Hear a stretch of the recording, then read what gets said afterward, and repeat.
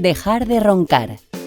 El ronquido es una disfunción del aparato respiratorio durante la noche que consiste en una vibración, no solo del paladar blando y de la úvula, que es el que habitualmente se cree, sino que es una vibración en conjunto de la vía respiratoria alta y que se produce aproximadamente entre los hombres, en un 40% de la población, y en las mujeres algo menos, alrededor del 25-28%. El ronquido se produce por mala suerte, podríamos decir.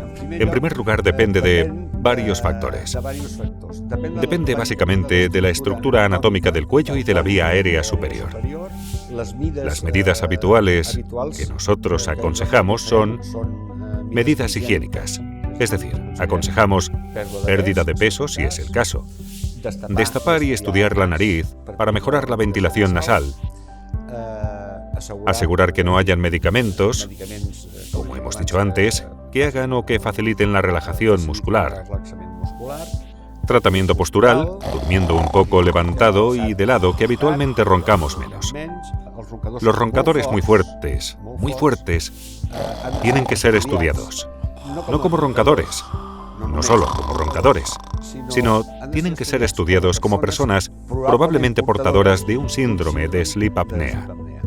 Si no se trata de un paciente que tenga sleep apnea y es un roncador simple, como que acabamos de decir que la ronquera por sí sola puede desarrollar, está ligada fuertemente a hipertensión arterial y a las consecuencias de la hipertensión arterial, que son angina de pecho, embolia cerebral, etc., es necesario un estudio mínimo para saber qué trascendencia puede tener.